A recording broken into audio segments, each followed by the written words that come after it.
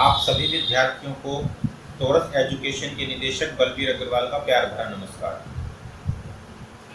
आज मैं आपको अकाउंटिंग के बारे में बताने जा रहा हूँ कि एक्चुअल में अकाउंटिंग होती क्या है, क्यों हम अकाउंट्स बनाते हैं। तो अकाउंटिंग के बारे में बताने से पहले मैं आपको एक बात बता दूँ कि अकाउंटिंग के बारे में जानने से पहले आप लोगों को ये जानना बहुत ज़रूरी है कि एक्चुअल में अकाउंटिंग की हमें ज़रूरत क्यों पड़ी, क्यों हम अकाउंटिंग को सीखें। तो इसको मैं आपको एक बहुत छोटे से एग्जाम्पल के माध्यम से समझाने जा रहा हूँ। कोशिश करता हूँ कि आपको बिल्कुल समझ में आएगा। सपोज कीजिए एक शॉपकीपर है, कन्फेक्शनरी का शॉपकीपर है कोई, जो अपने शॉप पर कन्फेक्शनरी का सामान रखता है, जैसे कि ब्रेड, दूध, मट्ठी, बिस्किट वगैरह। सपोज कर लेते हैं कि उसकी शॉप पर 10 तरह के सामान हैं और वो 10 तरह के जो सामान हैं वो अलग अलग लोगों से खरीदता है। किसी से बिस्किट खरीदता है, बिस्किट वाले से, किसी से दूध वाले से वो दूध खरीदता है, ब्रेड वाले से वो ब्रेड खरीदता है। इसी तरह अन्य अन्य आइटम वो अलग अलग लोगों से परचेज करता है। अब परचेज करने के लिए उनको पैसा देना है, किसी को पैसा उसने नहीं दिया, सपोज कर उधार में खरीद लिया, या किसी को उसने पेमेंट कुछ तो कर दी और कुछ नहीं दी। अब उसकी दुकान पर सारा सामान आ चुका है, कोई बात नहीं, उसने कैसे भी खरीदा बट उसकी दुकान पर सारा सामान आ चुका है। अब उसने उस सामान को सेल करना शुरू किया। अब सेल में भी सेम ऐसा ही हुआ कि कुछ लोग उससे कैश में सामान ले गए, मतलब पैसा दे दिया, सामान ले गए।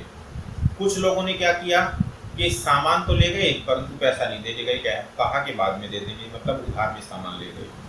कुछ लोगों ने सामान लिया और उसकी कुछ पेमेंट कर दी और कुछ बाकी रख ली,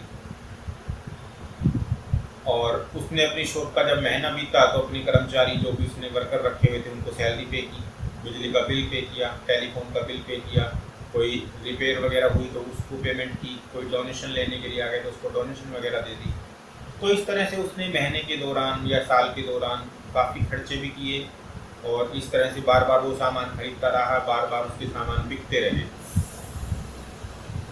तो क्या हुआ कि ये जितनी भी ट्रांजैक्शंस हुई, इन ट्रांजैक्शंस को वो याद नहीं रख पाता, तो उसे लिखना पड़ेगा, क्योंकि तभी वो अपने बिजनेस का प्रॉफिट या लॉस निकाल पाएगा। क्योंकि हर एक व्यक्ति को ये इच्छा होती है जानने की कि मैंने ये जो काम किया उससे मुझे क्या बेनिफिट हुआ, मेरा रिजल्ट क्या रहा लास्ट में।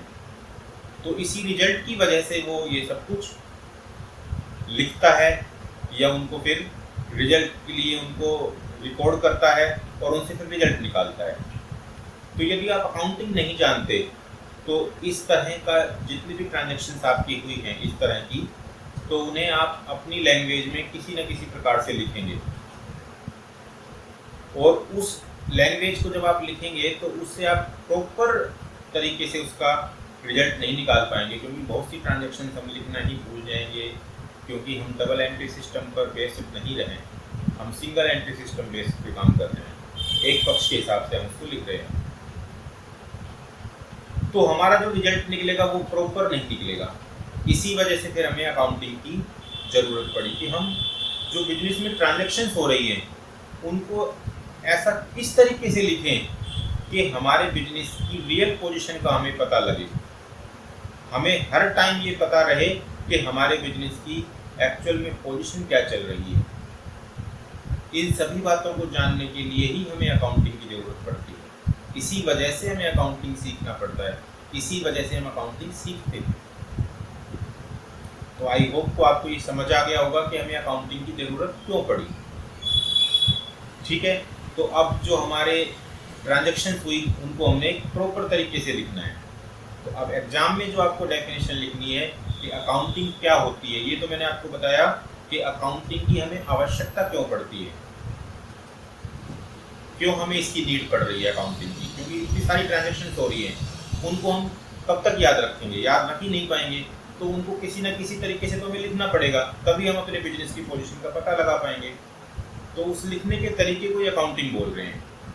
अब वो लिखने का तरीका हमारा अकाउंट जो हमारा सिस्टम है उस सिस्टम में किस तरह से होगा वो मैं आपको बताता हूँ। जो आपको एग्जाम में डेफिनेशन लिखनी है किस तरह से लिखनी है वो आप ध्यान से सुनिए। Accounting is an art as well as a science accounting क्या है? एक आर्ट है as well as a science भी है। To record any business transactions, business की ट्रांजेक्शंस को रिकॉर्ड करने के लिए, to record any business transactions in a significant manner. In a significant manner का मतलब है कि उनको अच्छी तरह से, उचित प्रकार से लिखने का एक तरीका है। एक साइंस भी है और एक कला भी है, आर्ट्स भी है। तो accounting is an art as well as a science to record any business transactions in a significant manner. To identify, identifying का मतलब पता लगाना। किस बात का पता लगाना? मेजरिंग, मेजर करना। पहले मेजर करने का मतलब यहाँ पर यह है कि हम बिजनेस में वही ट्रांजेक्शन्स लिखेंगे जो मनी में मेजर हो सकती है, यानी कि जिनको हम पैसे में बोल सकते हैं कि ये ट्रांजेक्शन इतने रुपए की ट्रांजेक्शन है। तो ये मतलब है यहाँ मेजरिंग का। To identifying, measuring, recording, summarising, classifying, interpret and communicate the result.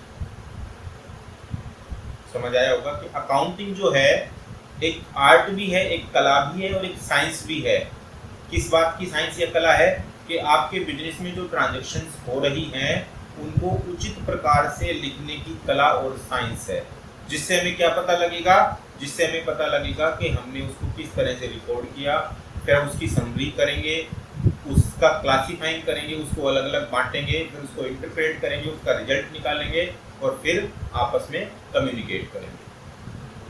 तो इस सब बात को जानने की जो कला है या जो साइंस है वही अकाउंटिंग है। तो अकाउंटिंग में हम यही सीखते हैं कि हमें किस तरह से किसी बिजनेस में ट्रांजैक्शंस को लिखना है ताकि हमें सही सही पोजीशन के बारे में पता लगे कि हमारे बिजनेस की एक्चुअल पोजीशन क्या चल रही है। तो आई होप कि आपको मेरे द्वारा ये बताया गया व्हाट इज अकाउंटिंग और what is the need for accounting, accounting की हमें आवश्यकता क्यों पड़ती है, ये दोनों टॉपिक आपको अच्छी तरह से क्लियर हो गए होंगे। आप मुझे कमेंट करके ये ज़रूर बताइए कि आपको ये वीडियो कैसी लगी और इसी प्रकार की आगे इसी टॉपिक से संबंधित जो 11th क्लास के टॉपिक हैं उनकी वीडियो मैं आपको समय समय पर आगे देता रहूँगा। आप चैनल को सब्सक्राइब कर लीजिए ताकि जितनी भी वीडियो आगे डलें वो आपको तुरंत मिल सकें और उनके बारे में आपको तुरंत सूचना मिल सके और आप उनसे देखकर उनका लाभ उठा सकें। Wish you all the best. Thank you. Bye bye. Torus education संस्थान से संबंधित और अधिक जानकारी के लिए आप हमसे संपर्क कर सकते हैं। धन्यवाद। You can contact us for more information related to Taurus Education Institute. Thank you.